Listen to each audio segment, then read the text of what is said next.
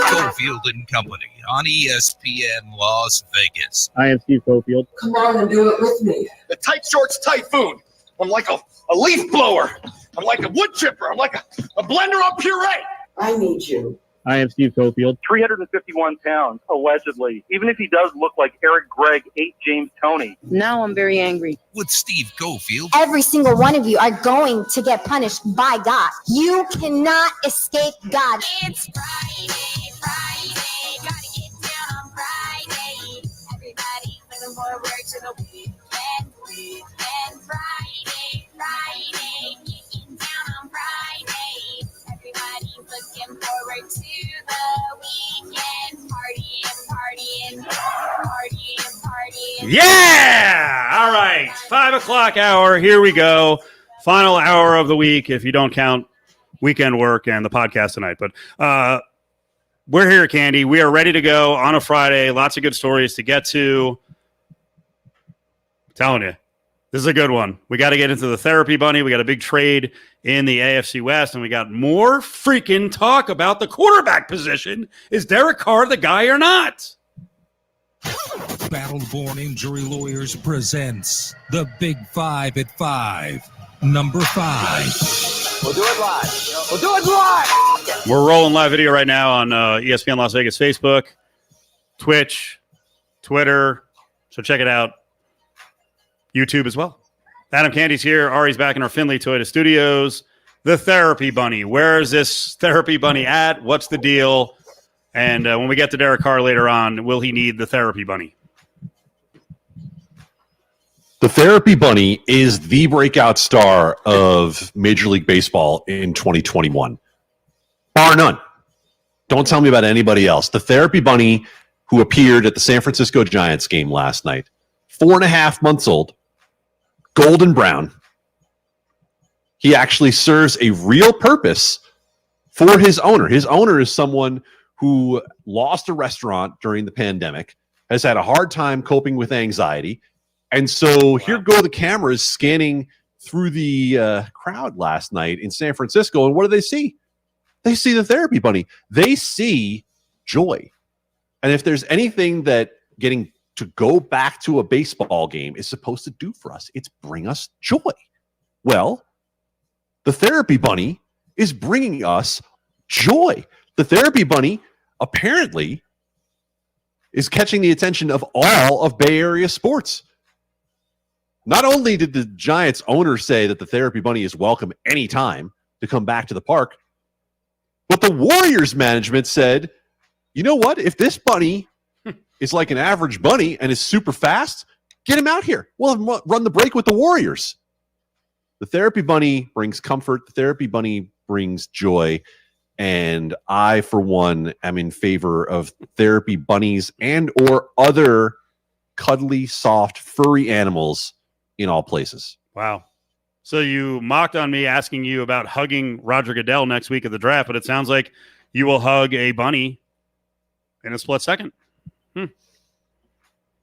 I will hug that bunny until he can hug no more. Number 4. Didn't sound weird at all. Could not be a future drop. No chance. No chance. Best rivalries in baseball. Clearly, the Yankees, Red Sox, the Cardinals, Cubs, or is there a new one that's better and bigger? All right, if we're going to talk about actual breakout stars on the field of Major League Baseball in 2021, that will be the Dodgers-Padres rivalry, which gave us 3 great games last weekend, which is giving us 4 more this weekend between 2 teams that made very clear that their intentions were to win the World Series, and that's rare in Major League Baseball in 2021. Less than half the teams really went out there and made clear that they want to go win by what they did in the offseason. But if you look at the state of the rivalry, Steve, that you just mentioned, all right, so let's start from where everybody usually starts from, Yankees, Red Sox. You and I are both Yankees partisans. I kind of care when they play the Red Sox right now, but do I get fired up? Is it Pedro and Zimmer? Is it Bucky Dent? Is it David Ortiz and Jeter? No, it's Garrett Cole and Nate Eovaldi. Like, okay, cool. They're not really playing for anything, and they haven't played for anything playing each other since the playoffs 4 years ago at this point? So, yeah, it's lost a little luster. Cardinals, Cubs, just stop. Just stop. Look, I'm not giving you flyover country treatment here, but that rivalry has not had juice for quite a while at this point. But Dodgers, Padres? I mean, think about how these two cities feel about each other. San Diego's entire identity is we're not LA. LA looks at San Diego like, oh, you guys are cute. We'll come down to hang out at the beach every now and then. Big brother, little brother, franchises going after each other on the field. Probably the two most talented rosters in the National League. Sign me up. That's baseball's best rivalry right now. Think about the way the media is concentrated in the Northeast, the Midwest, and the South, especially with, say, college football. But in general, you've got the big sports content provider, ESPN, our station in name. Has there really been a massive West Coast rivalry in any sport that has overtaken the sports world? The Dodgers and Padres have potential to be the studs of baseball in terms of rivalry. What's the biggest one before this?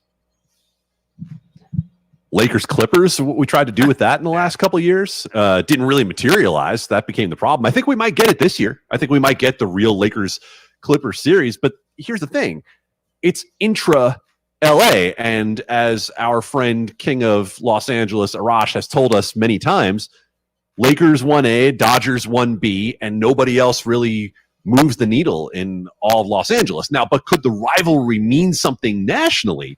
Yeah, when we see those two teams go at each other in the playoffs this year, if the Clippers and Lakers meet up and the Clippers were to win that series, yeah, then we got a real rivalry on our hands. Other than that, don't tell me about the Freeway Series, the Angels and the Dodgers. Those two teams don't care a lick about each other. We didn't have the option in the NFL for years, and hockey's hockey when it comes to most people. So that's it. Number 3. LeBron James getting a rash of crap about the tweet he sent out regarding the shooting involving a law enforcement officer and a 15-year-old in Columbus, Ohio.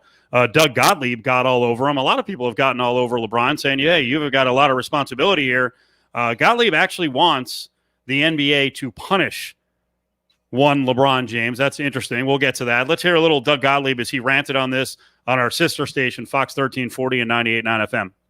I have no hate towards LeBron James, but what a joke. You got 49.6 million followers, and you had a photo of this cop and said accountability. Like that's vigilante justice when you don't have any of the facts. You weren't there, and you had it 100% wrong.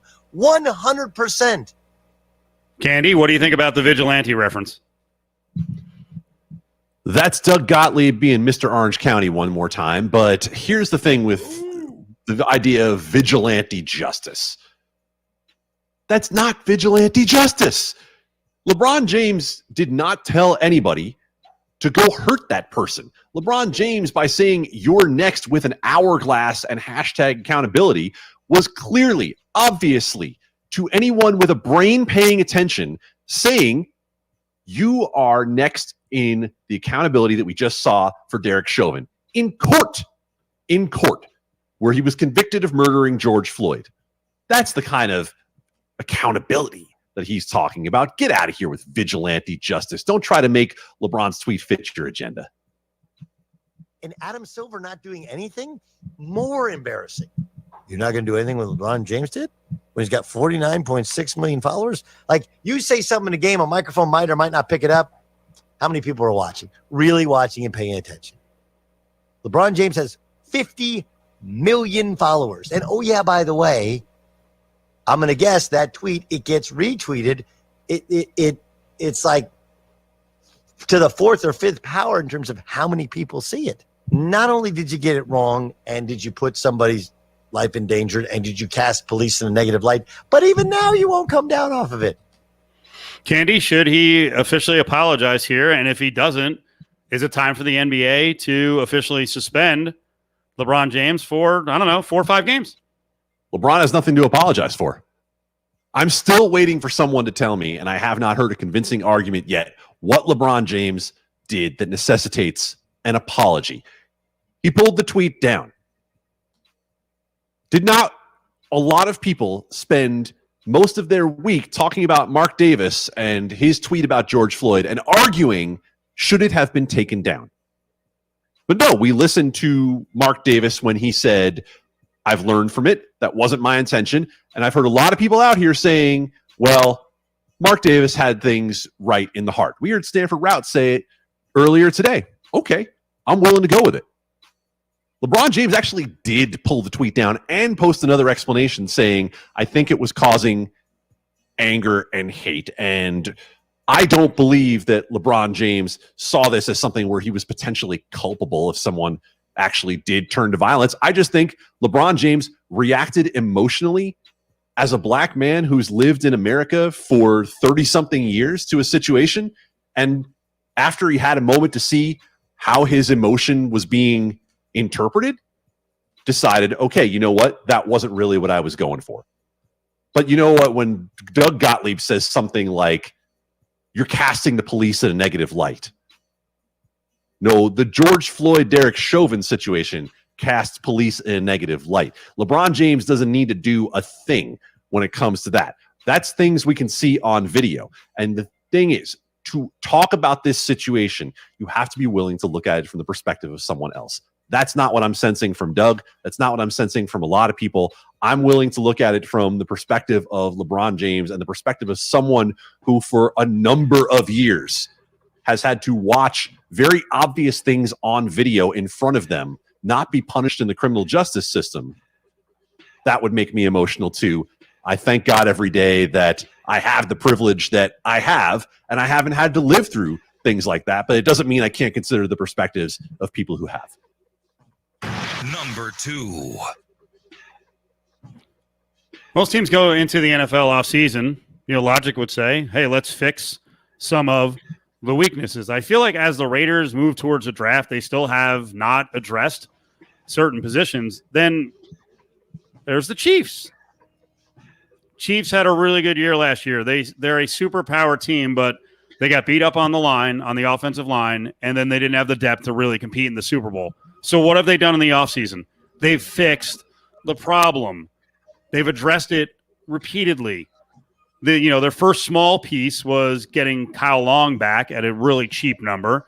Then they spent a load on Joe Thuney to play probably multiple positions. And now today, a big one, they trade their first-round pick and they go out and get Orlando Brown from the Ravens. So now they've added Thuney, Brown, and Long.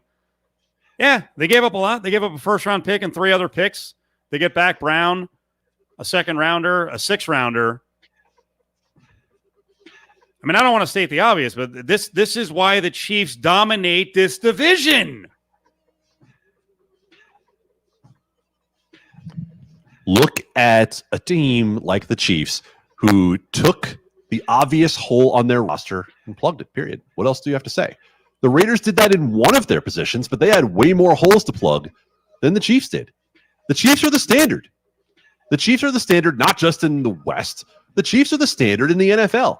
They've been to 3 consecutive AFC championship games. They've won a Super Bowl in there. They've been to 2 Super Bowls.